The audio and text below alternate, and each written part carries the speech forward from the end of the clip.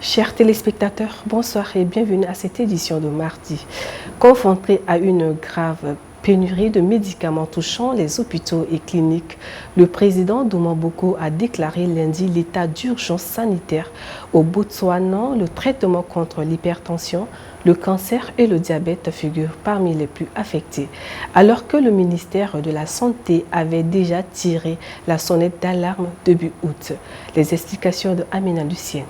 Les autorités pointent du doigt l'échec de la chaîne nationale d'approvisionnement médical menée par la surfacturation des achats et les défaillances dans la distribution des produits. Pour faire face à la crise, le gouvernement a affirmé avoir débloqué en urgence plus de 17 millions de dollars afin de réapprovisionner les structures sanitaires. Ce contexte sanitaire se superpose à une conjoncture économique difficile. Le Botswana, dont l'économie repose largement sur l'exploitation de diamants, subit de plein fouet la baisse des cours mondiaux. Le secteur de la santé pâtit également des coûts budgétaires imposés par l'administration américaine de Donald Trump, qui a réduit son aide internationale. Depuis la démission du gouvernement le 2 août, le ministre sortant expédie les affaires courantes. Plus de 3 mois après, le Togo attend toujours la formation de la première équipe de la 5e République, Cécile Maroka. Selon le porte-parole du Front, touche pas à ma constitution. Cité par RFI, le président Faure Gnassingbé éprouverait des difficultés à composer son nouveau gouvernement. Une situation que l'opposition juge symptomatique d'un pouvoir fragilisé. Du côté des partisans du chef de l'État, le ton est tout autre. Pour eux, il n'y a rien d'inhabituel. Le président du Conseil des ministres peut prendre tout le temps nécessaire pour désigner ses ministres et former un exécutif stable. Mais cette attente prolongée intervient dans un climat politique déjà tendu. Depuis l'entrée en vigueur de la nouvelle République, l'opposition multiplie les manifestations contre les réformes institutionnelles, dénonçant surtout le maintien de Faure Gnassingbé à la tête du pays. Plusieurs de ses leaders promettent de mobiliser de nouveau leurs militants dans les rues au cours de la semaine. Une frappe israélienne a visé l'hôpital Nasser dans le sud de la bande de Gaza, causant la mort de plusieurs personnes, dont la journaliste palestinienne Mariam Daga. L'établissement, déjà saturé par l'afflux de blessés, était l'un des derniers grands centres de soins encore en activité dans le territoire. Mohamed Brahim fait le point.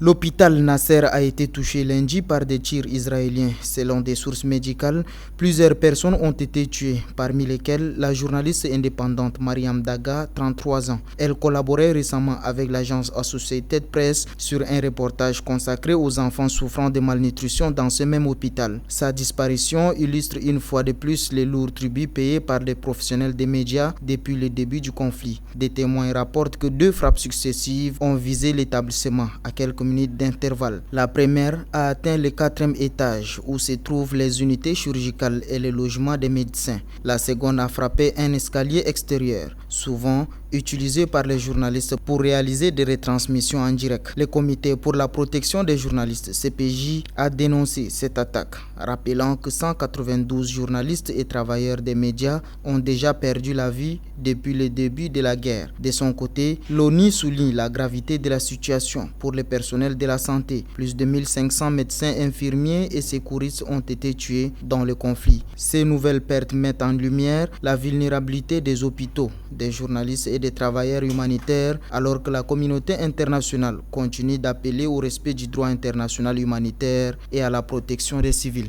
13 jeunes élèves le 13 août dernier à Zigagi, dans l'extrême nord du Cameroun, par des hommes soupçonnés d'appartenir à Boko Haram ont été libérés et sont de retour à Maroua, Tansou Amta.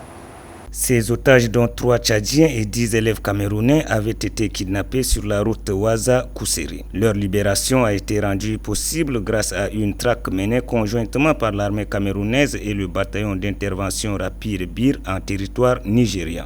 11 autres otages avaient été amenés au Nigeria en profondeur. Grâce au concours de toutes les forces, à savoir le BIR, la gendarmerie, l'armée, la force nationale mixte, les comités de vigilance et même la population, nous avons pu les libérer aujourd'hui. Malheureusement, M. Bessala Briand a été tué, a déclaré Midjiawa Bakari, gouverneur de l'extrême nord, lors de la réception des enfants à Maroua.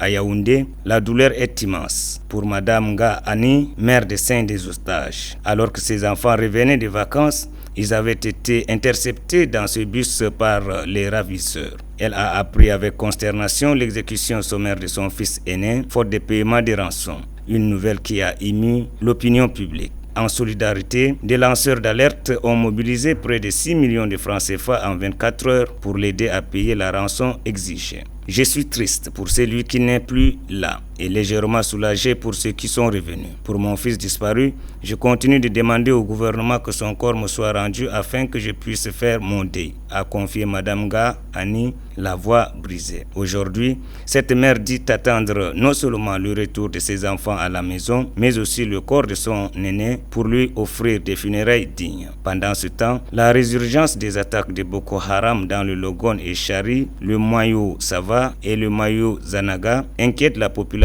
à quelques semaines de l'élection présidentielle alors que les enlèvements deviennent quasi quotidiens dans la région. Le plus haut pont du monde sera bientôt opérationnel. Situé dans la province de Guizhou, au sud-ouest de la Chine, le pont du Grand Canyon de Huangjiang a achevé lundi un test de charge important. Le processus établi sur 5 jours a confirmé la résistance institutionnelle du pont à rigidité et ses performances dynamiques, répondant ainsi aux normes de sécurité. Hassan Issaka pour les détails.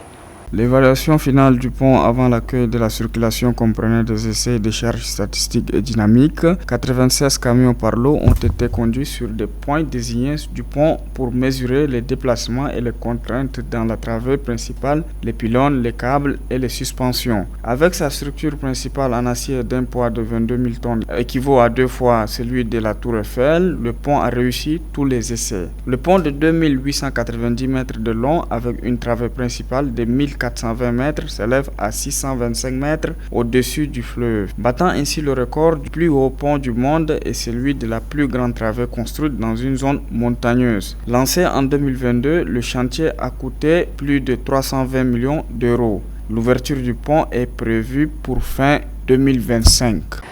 C'est ici que s'achève notre édition. Merci à vous de l'avoir suivi. Mesdames et messieurs, bonsoir.